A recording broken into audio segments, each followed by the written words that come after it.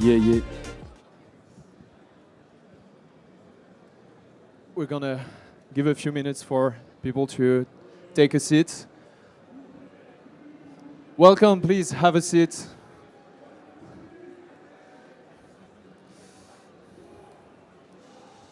Yeah. All right.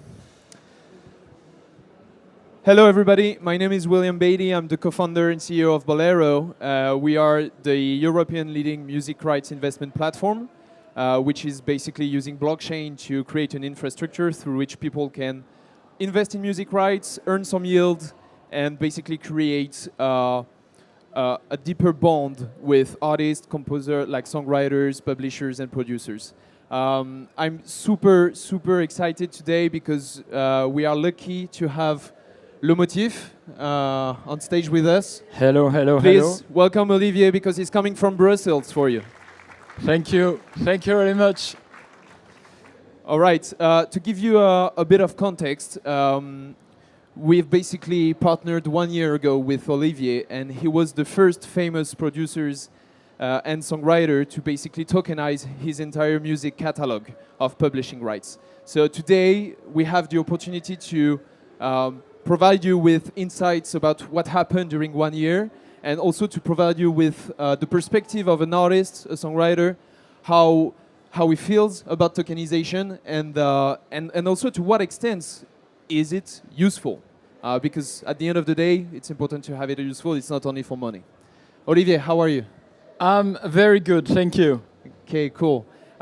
So, Olivier, you are a top liner, a songwriter, a producer, an entrepreneur, so many Yeah. Could you explain to random people in the streets what you're doing in music? Like, what was your path? You know, I started music with my sister. It's actually a family business, and she was the main artist, and I was the producer behind and songwriter. And we started working in our bedroom, back in our mom's house.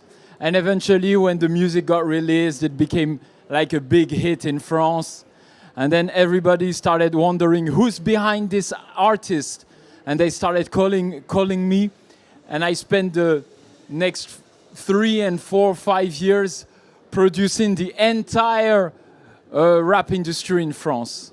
Yeah, quickly, that's what I've been doing. That's a good introduction. So I don't know if you're all familiar with the music industry, but the thing is, most of the time people are thinking about the artists, the ones that are on stage, but there are always some, hit maker behind the stage. And Olivier is part of this movement. So between 2017 to 2022, you've been basically like working with all the tier 1 artists between France, Belgium, Spain as well. Yes. Just a bit of a fun fact for us. You've worked on some of the biggest hip-hop hits, during the past years. Through all those artists, which one gave you the hardest time? Like, do you have a fun fact to share with the attendees? I think out of all the artists I've worked, yeah, the one who gave me the hardest time was myself. It's really easy to go in the studio with someone else and have a vision for him and what needs to be done. And that's my skills. I can be in the studio with anyone, even someone who doesn't make music, and I know what we need to do to make a hit. I've even made a hit with my daughter, who was 5 years old at the time. But when it comes to me, it becomes like a hassle, I'm never able to finish the songs. I'm never able to think about something that works. I'm always trying to do like artistry stuff. Yeah. All right, cool. So Olivier, like beyond the fact that you're basically mastering music, you're also someone who loves technology. So you've been exposed to tokenization and blockchain in the early days, basically. If you had to explain what is tokenization to your grandma or someone in the music industry who is not. My grandma is dead. Okay, sorry. So, Forget that. If you had to explain it to someone in the music industry who doesn't know anything about technology, how would you explain it? No, I said, especially in Paris, you know, when we look at flats and houses, we always talk about the price at the meter square. The square meters price, Square meter price. We're always like, yeah, this is like, I don't know, on the Champs-Élysées, it's 200 or whatever. And I tell my grandma, I tell her, imagine you can actually own that square meter. Not the whole place, just that square meter. And imagine you could actually own the square centimeter or the square millimeter. A fraction of the square meter. A fraction of a fraction of a fraction. And there was an actual system that allows you to reap the benefits from owning that square meter. That's how I explain tokenization to people. I guess real estate is always coming back in the discussion because physical goods are always the best way to explain how this technology works. From the perspective of an artist, when did you decide that you were like kind of ready to use that technology for your own career? So when did you decide to say, okay, maybe I'm gonna sell that catalog to Bolero so that it can be tokenized, so that people can actually buy some pieces? Like when did you had that, you know, that moment? You know, I've always been ready for this shift. I was just waiting for the technology. And then Bolero and William arrived. Wow! And I said, oh, it actually makes sense. Because I've always been fed up about how the music industry is structured and how actually it doesn't really financially allow artists and songwriters and producers to like have true, like reap the true financial benefits of the work they're doing because of contract, because of everything. And I've always been looking at an alternative. Is there a world where artists, for example, can have access to liquidity without basically selling their asses to Universal Music Publishing or Sony ATV?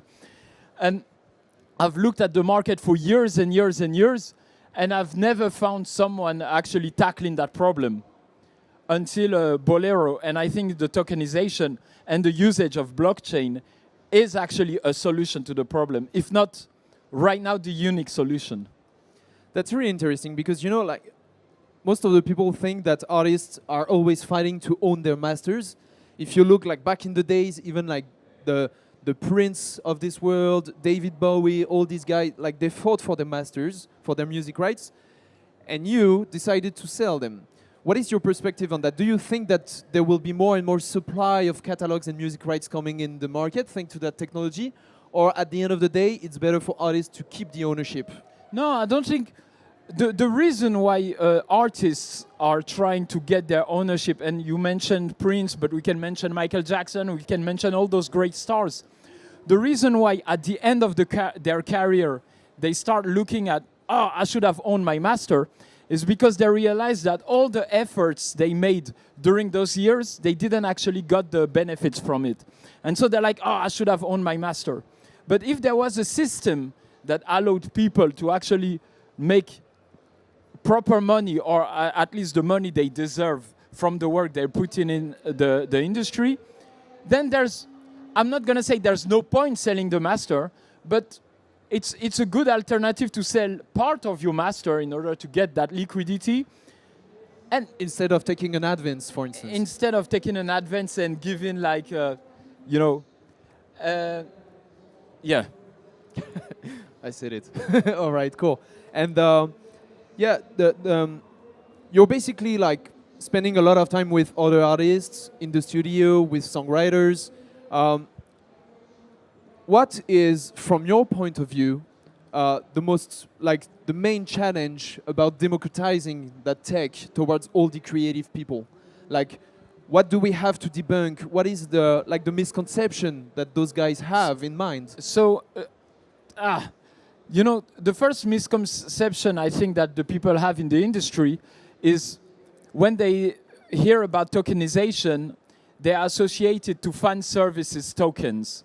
So they believe that when we talk about tokenization is, oh, an artist trying to sell some tokens to their fans and make money out of their fans, full stop.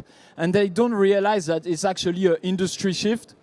And I imagine that in the future, and I think on Bolero it's already the case, the biggest part of the people who buy that product are not like only the fan of artists. They are actually investors. Yeah, for sure. Who realize That's a really good point. Yeah, who realize that there's a good return on investment owning like music catalog, and you actually see it throughout the world, like even out of blockchain and out of this world, like normal investors, fiat investors, they start looking at music catalog as a sound investment. And so when you start looking at that in that way, you realize, hey, artists, this is not a new way for you to like steal money from your fans. This is an actual financial system that will make you richer, make you wealthier, allows you fan to take advantage of your success because they've been supporting you. So next time there's a trend on TikTok out of your song, they're actually gaining something out of it. And it's also a place for investors to invest money with returns that sometimes are even greater than on the stock market or on the housings, etc. So Olivier was talking about return. I guess that many people through the audience are wondering, but I don't understand. Like most of the time, the medias are saying music, like it's hard to earn a decent way to live through music. It's hard to earn a decent salary. The thing is, there is so much money in music. It's only about how it is redistributed. And obviously what Olivier was mentioning is that there are more and more private equity funds, there are more and more established music companies that are basically investing hundreds of millions into music rights, but either to basically grab them and store them without sharing the value, either to basically make the value pump.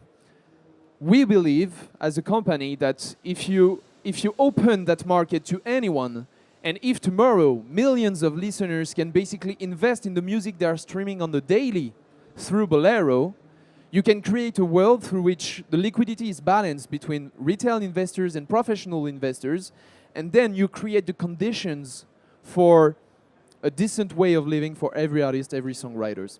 And we were also talking about the advances, you know.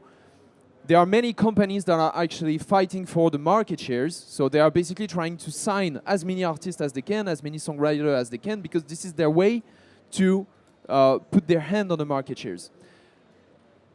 The downside of this phenomenon is that the advances are increasing. So they are like the value of the advances are increasing every day, every year, every month.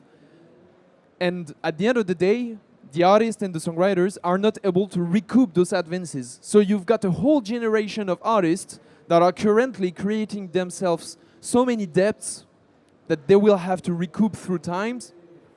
What if they can, instead of taking an advance, access liquidity through tokenization without having to recoup that money and then spend it on their projects?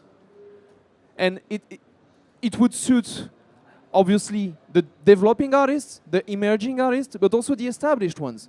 The people who wants to exit, because at the end of the day, like being an artist is like being an entrepreneur. At some point you will be selling your company. If you're an artist, at some point you will be selling your catalog. It's your exit.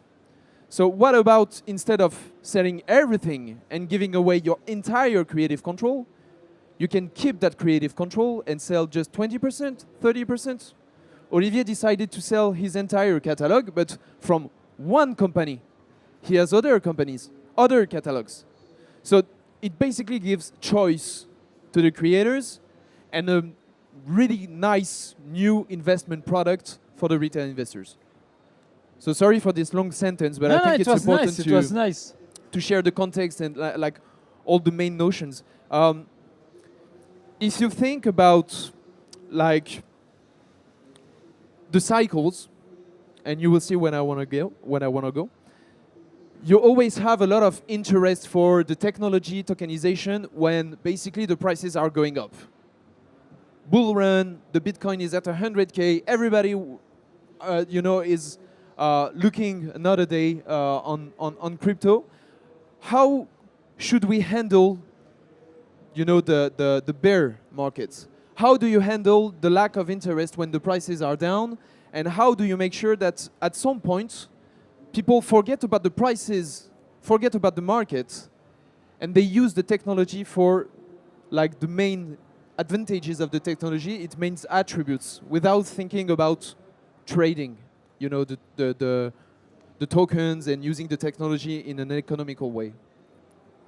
Like, how do you take the people beyond the fact that the prices are basically evolving every day? You know that. Well, this is a great question. And this morning I was coming here in the taxi, and the guy was asking me, like the taxi driver was like, oh, there's a lot of people going to that place, what's happening? So I told him about the event that was happening here, and he started asking me, oh, do you have time tonight? I'm like, what do you mean? He's like, I want to invite you for dinner. I'm like, you want to invite me for dinner? I don't even know your name, And it's like, no, but I really need help to understand how I can get a Bitcoin. How do I get a Bitcoin? And I was like, oh, well, you go on the internet if you want, I don't know, you go on one of those exchanges and you get one. And it's like, no. Last time I tried, I ended up on a call with somebody. I sent him 1,000 euro and he never sent me the Bitcoin. I was like, oh yeah, he scammed you, yeah? And he was like, but I wanna learn, really, please give me some time tonight. I said, no, tonight I can't because I have stuff, but take my phone number, call me later, and I'll onboard you.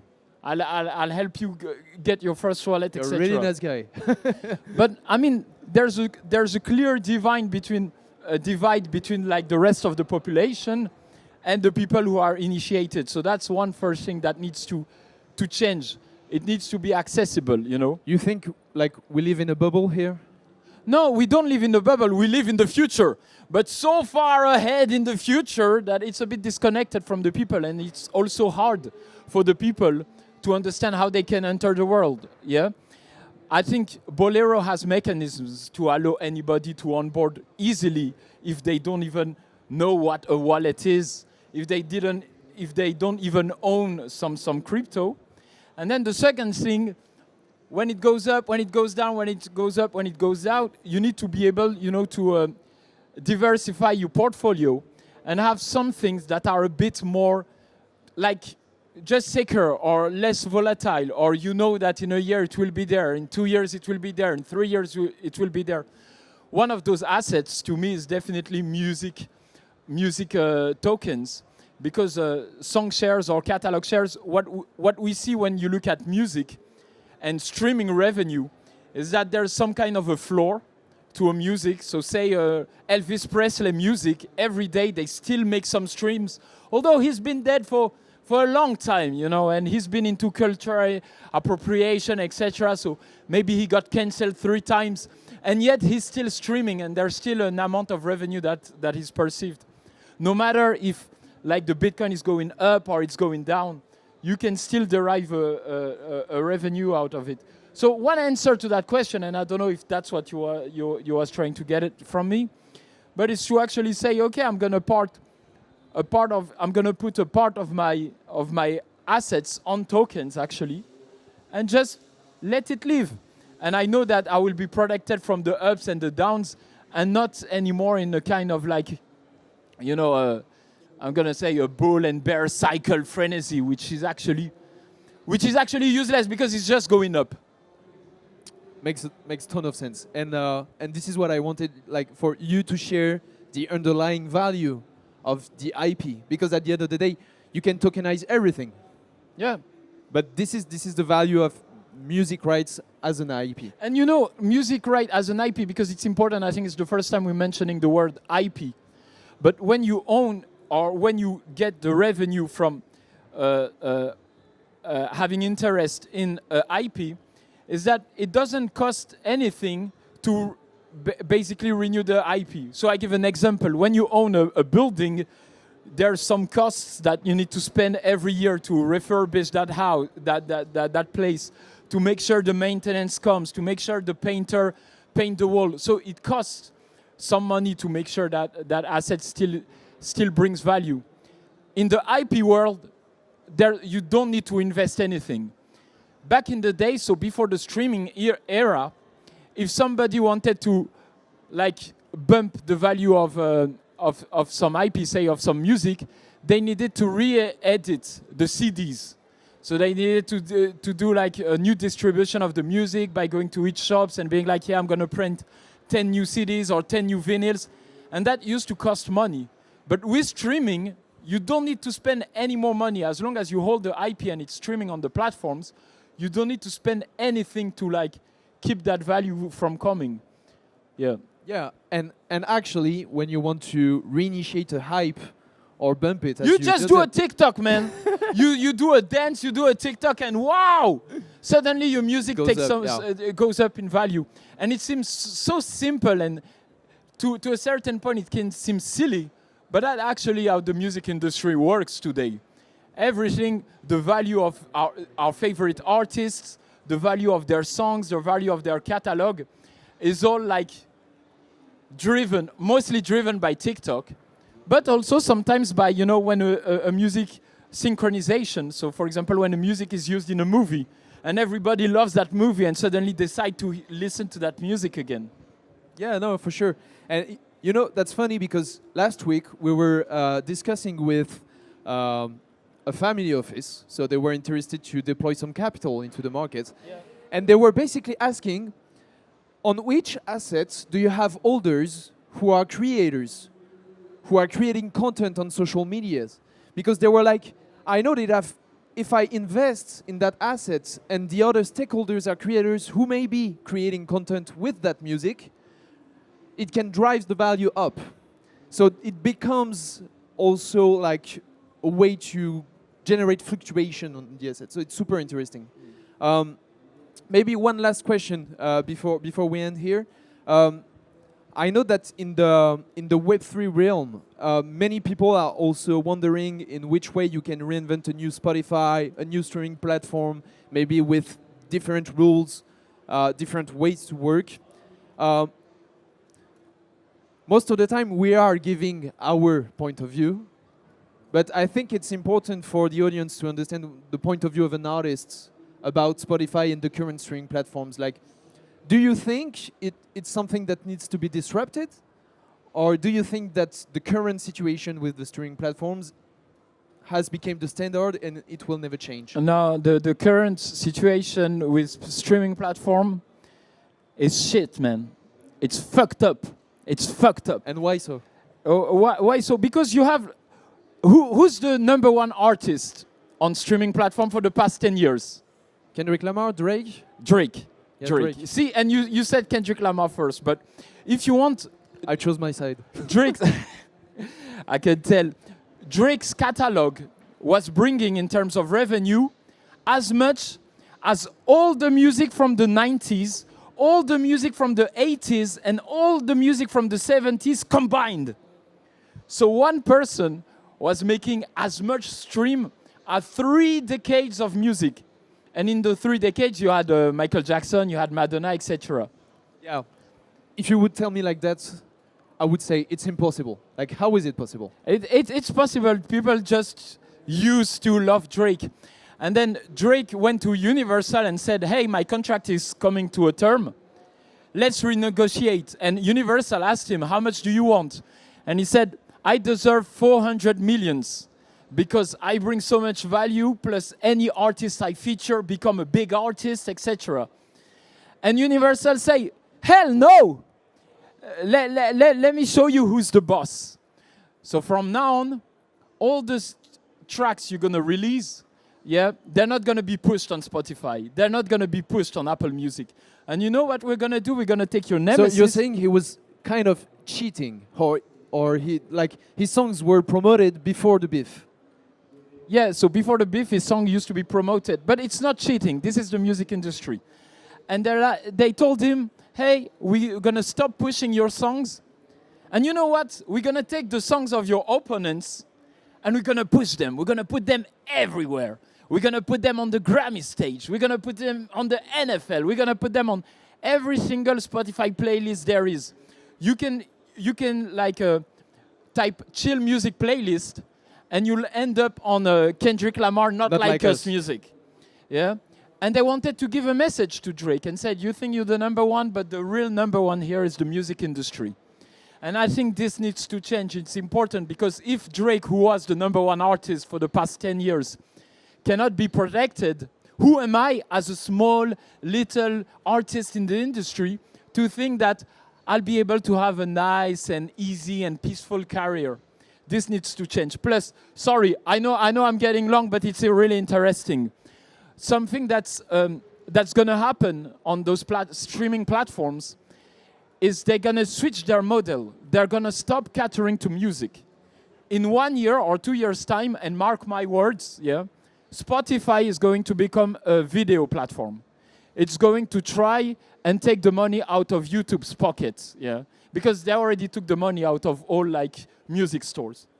And that, I'm a content creator, so I love that, but I'm also a music artist, so I hate that, because if people using Spotify attention span is going to be split between music and video, that means less revenue for me as an artist. And what does it mean about the music place in the future? So this models needs to change. And that's why I'm a fervent like defensor of like the blockchain or any Web3 initiative that try to change something in that respect. And more so about Bolero. So I'll let you wrap up, but if you can scan this QR code, is it the right QR code? Yeah, for sure. Yeah, if you can scan the QR code and help me save the music industry and help artists in the future live from their music in the right way, in a way that is fair, in a way where they can create freely, yet allow people to make money out of their success, please scan this QR code. Yeah, there it is, sorry. Beautiful words. I'm always passionate about the subject, you know. I cannot say even more. Thank you very much, Olivier. Thank you guys for listening us. Have a great day. Thank you, William.